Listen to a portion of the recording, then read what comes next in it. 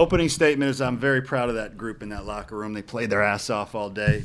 That second game, it could have gone either way a couple times. It could have gotten away from us, and we just kept fighting. So really proud of that group. A lot of heart in that locker room, and they deserve to win that game.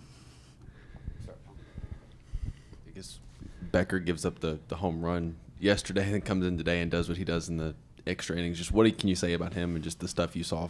Well, he's the reason we won that game. If he doesn't stabilize that thing in that inning where they were, they had two guys in scoring position.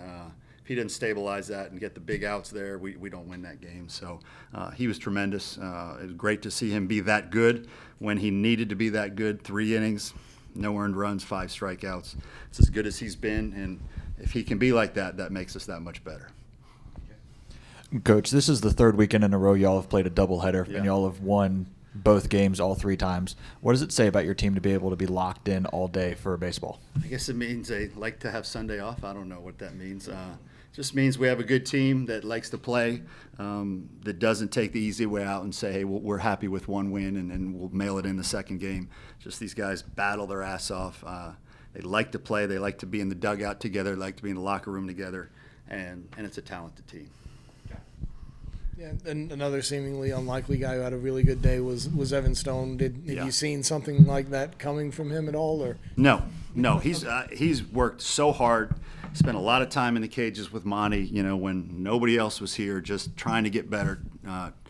And really the reason why he played today is because of the McGillis injury. That opened up a spot and some different opportunities and some different looks. And he worked hard enough and was a good enough teammate that he deserved the opportunity.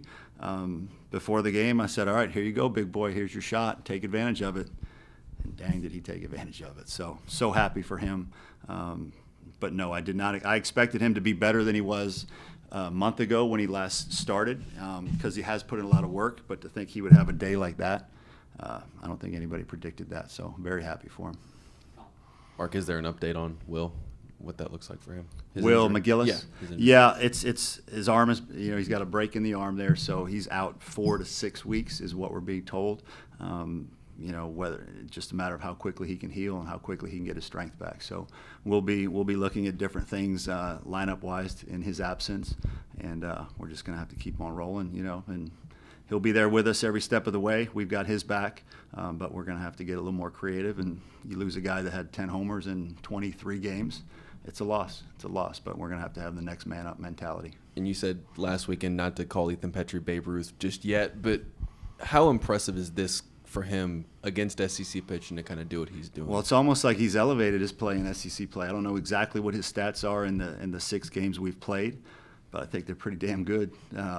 So, again, great players get even better on bigger stages, and he seems to be that guy so far. These guys are with you all the time. I'm the newcomer here, but how do you feel? What do you think you've learned from your team through these first 2 SEC weekends? What have I learned from my team? Just that they love to play, they love to compete, that we're pretty darn good. We do a lot of things well. We're not perfect by any means. We're still a work in progress. We still have a long way to go. But I've learned that we can play really good baseball on any given day. Coach, going back to game 1, what did you see from Noah Hall and what made him so effective today? Well, I don't have the box score, but if I recall correctly, I think he had 10 strikeouts, 1 walk in 7 innings. He was dominant. He was Noah Hall, and when he pitches, we generally win the game. He was dominant again, and so just love when that kid's on the mound for us. The team loves playing behind him. He works quick. He has dominant stuff. He gets out of jams the few times he gets into jams, and he's a winner. It's the best thing you can say about an athlete is they're a winner. He's a winner. And is this as good as you've probably felt about your bullpen after a day like today? I know they've been really good all year, but to see guys like Veach come in and dominate Luke Mann. Yeah, Veach was dominant today. I think he faced 7 hitters and struck all 7 out today, if I'm not mistaken. he was dominant. Eli Jones has given us such a great lift. You know, I think I don't want to lose the fact, you guys probably don't know this, but Jack Mahoney was on an IV before the game today because he was under the weather and he was thrown up last night, and we weren't quite sure if he would be able to go today. And he was great. You know, he ran out of gas there in the fifth, clearly, from being a little bit sick. But I thought he was really good for the first 4 innings of that outing.